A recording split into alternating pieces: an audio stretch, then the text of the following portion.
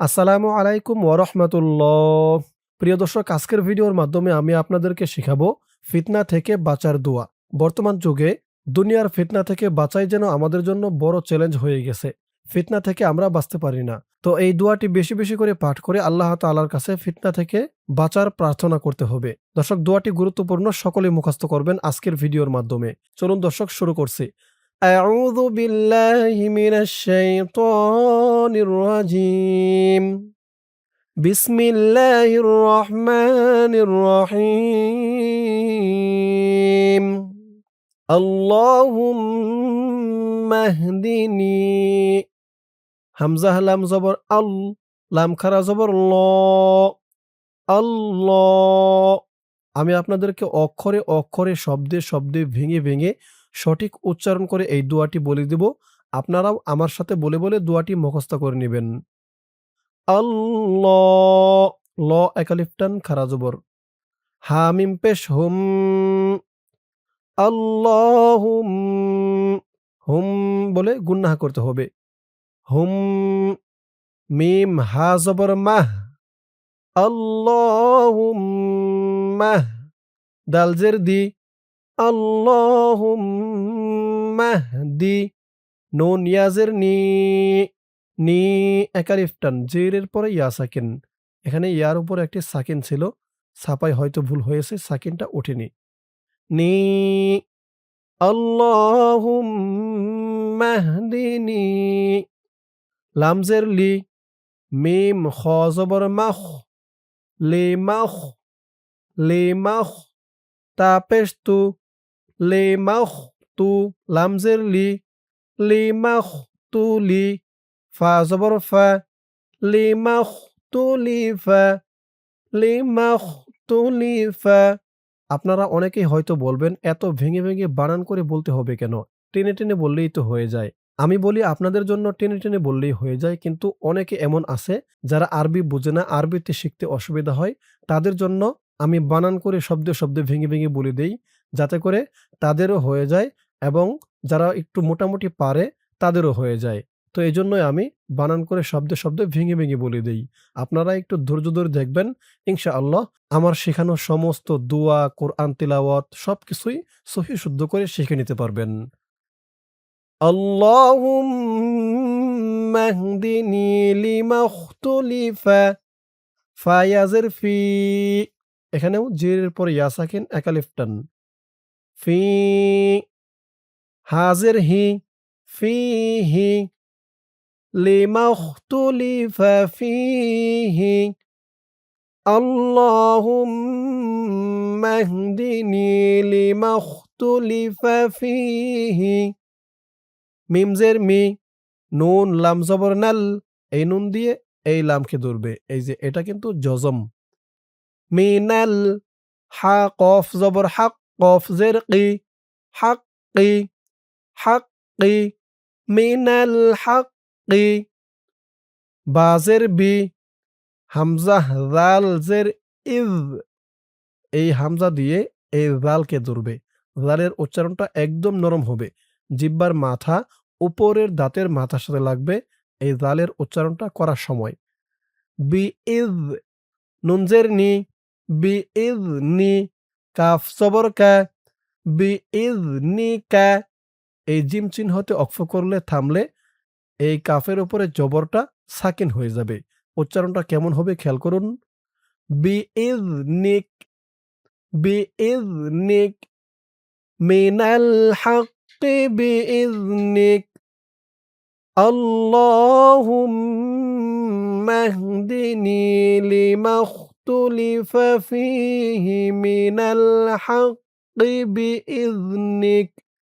আমার সাথে বলুন, আল্লাহুম্মা ইহদিনি লিমা ইখতুলিফা ফীহি মিনাল হাক্কি বিইযনিক।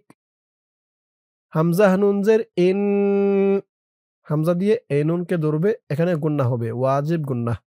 ইন, নুন জবর না, ইন্না, কাফ জবর কা, ইন্নাকা, তা হা জবর তাহ, এই যে এটা কিন্তু হা, এই যে নিচ দিকে একটু টান দেওয়া, এটা হা। তাহ, দাল ইয়াজের দি, দি এক আলিফ টান। তাহদি, ইন্নাকা তাহদি। মিম নুন জবর ম্যাং, ম্যাং গুন্নাহ করতে হবে। ম্যাং, তা জবর তা, ম্যাং তা। শিন আলিফ জবর শা, শা এখানে অনেক টান দিতে হবে। ৪ আলিফ টান। ৪ আলিফ টানের এখানে একটা নিয়ম আছে। তো আপনারা ৪ আলিফ টান দিবেন। মান তাশা,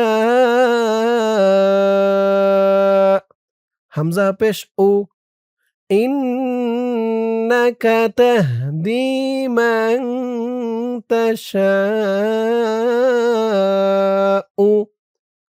হামজা জের ই, লাম খারা জবর লা।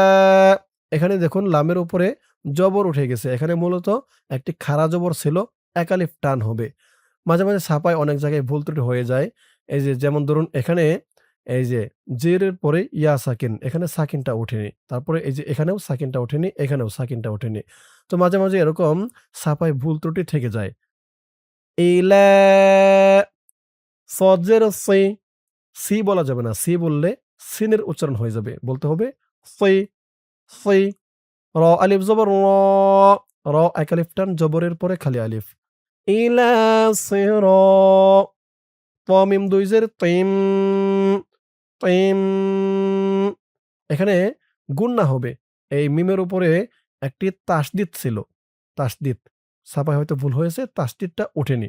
আপনাদেরকে আগেই বলেছি যে মাঝে, মাঝে ছাপায় ভুল ত্রুটি থাকতে পারে।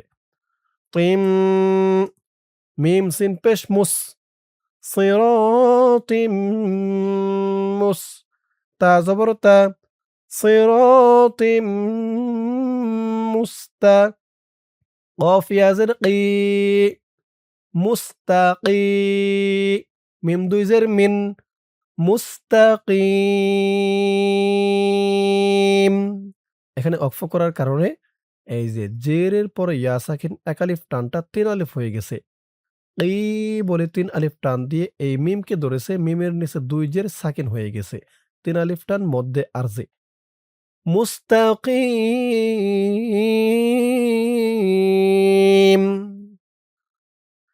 ইলা সিরাতিম মুস্তাকিম।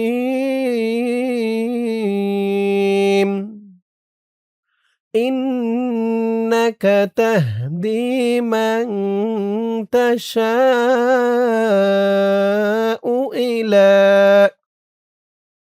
ইলা সিরাতিম মুস্তাকিম। শুরু থেকে আমার সাথে বলুন। আল্লাহুম্মা ইহদিনি লিমা ইখতুলিফা ফীহি মিনাল হাক্কি বিইযনিক, ইন্নাকা তাহদি মান তাশাউ ইলা সিরাতিম মুস্তাকিম। দর্শক, এই পর্যন্তই হচ্ছে দোয়াটি। তো দোয়াটি আমাদের আরবিতে শেখা হলো।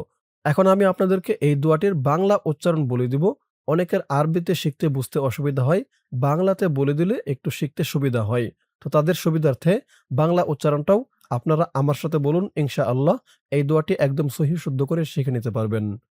আল্লাহুম্মা ইহদিনি লিমা ইখতুলিফা ফীহি মিনাল হাক্কি বিইযনিক, ইন্নাকা তাহদি মান ইয়াশাউ ইলা সিরাতিম মুস্তাকিম। এই হলো দোয়াটির বাংলা উচ্চারণ। আচ্ছা, এখন ধরুন দোয়াটির অর্থ। অর্থ হচ্ছে, ওগো আল্লাহ, সত্য ও ন্যায়ের ক্ষেত্রে যে মতানৈক্য, সেক্ষেত্রে আপনি আমাকে সঠিক পথটি দান করুন। নিশ্চয় আপনি যাকে ইচ্ছে সঠিক পথে পরিচালিত করে থাকেন। এই হলো দোয়াটির অর্থ। তো এখন এই দোয়াটির রেফারেন্স দেখুন।